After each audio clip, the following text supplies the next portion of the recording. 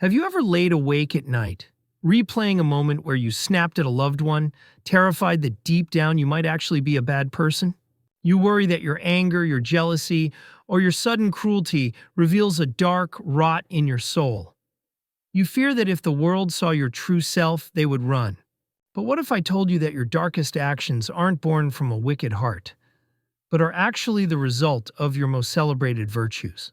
It sounds impossible, but modern psychology suggests that your desire to be kind, agreeable, and loyal is exactly what can turn you into a monster. We are going to explore a concept called the Lucifer Effect. It explains how angels fall and why your environment matters more than your personality. Number one, we have to dismantle the myth that has been fed to you since childhood. We call this the dispositional perspective, or the bad apple theory. This is the default setting for almost every human being. We believe that evil actions come from evil people. We think bad behavior is genetic. Imagine a neighbor who commits a terrible crime. Your immediate thought is that they were always twisted, hiding a sickness behind a smiling mask. We do this because it makes us feel safe. It creates a binary wall between the virtuous us and the wicked them. It is a psychological defense. If evil is a character trait that you don't have, then you are immune. You believe you would never hurt an innocent person because you are good. But in the latter half of the 20th century, psychology shattered this comfort. The research shows that the line between good and evil is permeable. This leads us to number two, the power of the bad barrel. Philip Zimbardo argues that we focus too much on the apple and not enough on the container. The bad barrel is the situation you are placed in. It is the external pressure, the social role, and the system that surrounds you every day. Imagine you are at a job where everyone lies about their sales numbers. If you tell the truth, you are fired. If you lie, you are rewarded with a bonus. In this scenario, your honesty becomes a liability. The barrel itself dictates that deceit is the new norm, and you adapt to survive the container. To prove this, we must look at the most controversial study in history. In August 1971, Zimbardo created a fake prison at Stanford University. He selected 24 male students. These were not criminals. They were screened to be healthy, normal, and psychological stable. They were good apples. A coin toss divided them. Half became guards, half became prisoners. This randomization is crucial. Any difference in behavior was purely situational. To make it real, the prisoners were arrested at their actual homes by real police. They were handcuffed, searched, and blinded before being booked. Imagine the sheer shock of being dragged from your family home, stripped naked, and forced to wear a dress-like smock with no underwear. This was the beginning of the breakdown. The researchers needed to strip away their identity to see what was left underneath the social mask. This brings us to number three, the psychology of deindividuation. This is the state where you lose your sense of self and accountability. For the guards, this was achieved through a specific prop, silver mirrored sunglasses. They prevented any eye contact with the prisoners. Picture yourself putting on those glasses. Suddenly no one can see your eyes. You are anonymous. You are no longer a student. You are the law. When you are anonymous, your fear of judgment vanishes. You stop monitoring your own behavior because you are not the one doing the action. The prisoners lost their names, they became numbers. When you call a human being number 819 for days, you stop seeing a person and start seeing an object. The experiment was meant to last 2 weeks. It was terminated after only 6 days because the abuse escalated into something truly dangerous. By the second day, the good students playing guards were blasting prisoners with fire extinguishers and forcing them to clean toilets with bare hands. One guard, nicknamed John Wayne, began to experiment with sadism. He adopted a southern accent and invented creative, degrading punishments. He later claimed he was just acting. But for the prisoners, the humiliation was visceral. The role he played gave him permission to be cruel. But here's the twist that modern critics have uncovered. Number four, the reality of scripted evil. Recent investigations have changed how we see this. Archives released in 2018 suggest the guards didn't just turn evil spontaneously.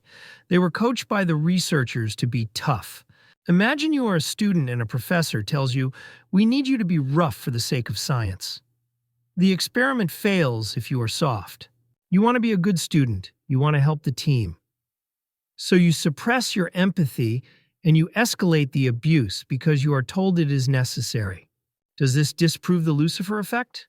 No. In fact, it reveals something far more terrifying about your own personality and your desire to please. This leads us to number 5, the dark side of kindness. We often assume that agreeable people are the safest people to be around. The personality trait of agreeableness is defined by trust, altruism, and compliance. You want to avoid conflict. You want to make people happy. But in a corrupt system, agreeableness is a fatal flaw. A 2014 study found that agreeable people were more willing to shock victims when ordered. Think about that. If you are a people pleaser, you are less likely to say no to an authority figure who is asking you to do something wrong.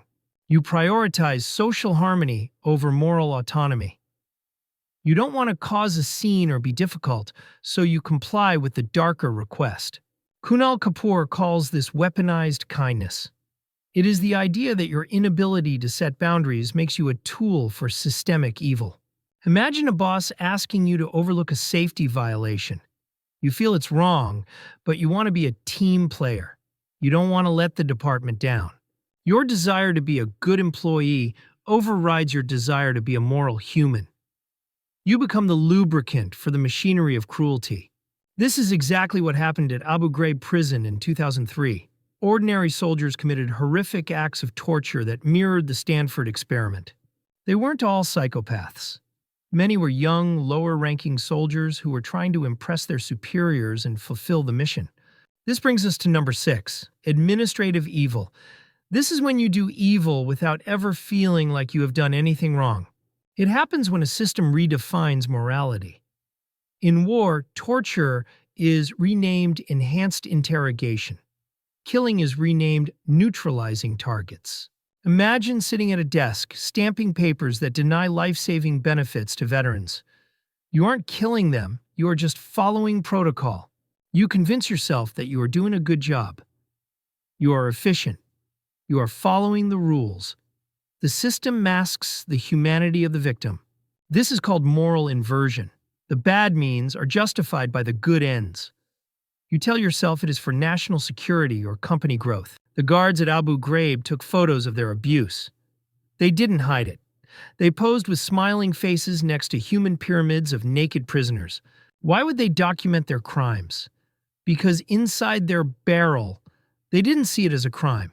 They saw it as a job well done. They were doing what they thought the system wanted. They were softening up detainees for intelligence. They were being good soldiers. We also have to look at the bad barrel makers. These are the leaders who design the systems that guarantee corruption and abuse. At Abu Ghraib, the system was designed for failure. The guards were untrained, exhausted, and under constant mortar fire. The barrel was rotten. When the scandal broke, the military blamed the bad apples. They jailed the low-level soldiers but protected the architects of the system. This is the ultimate injustice. The system creates the pressure cooker, watches you explode, and then punishes you for the mess it created. So, how do we escape this? How do you protect yourself from becoming a guard in your own life? It brings us to number 7, the heroic imagination. Zimbardo concludes that heroism is not a mystical quality possessed by a chosen few. Heroism is simply the ability to be socially deviant.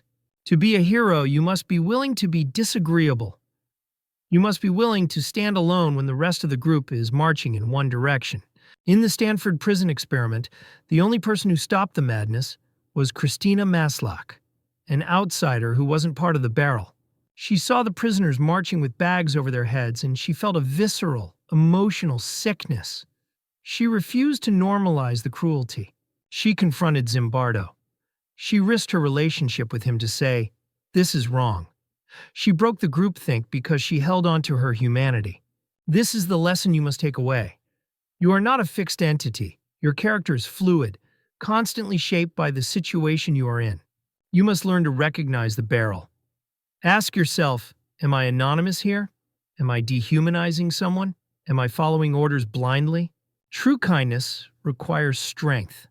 It requires the courage to say no to a request that violates your conscience, even if it upsets your boss or your friends. The dark side of kindness is compliance. It is the silence of the good person who watches an atrocity and does nothing because they are polite. We have to teach ourselves to value good trouble. We have to practice small acts of defiance so that when the big moment comes, we are ready. The Lucifer Effect is not a condemnation of humanity. It is a warning. It tells us that we are all capable of darkness, but also capable of light. You have the power to change the situation. You can be the one who refuses to wear the sunglasses. You can be the one who remembers the names. The line between good and evil runs down the center of every human heart. It is up to you to decide which side of the line you will stand on today.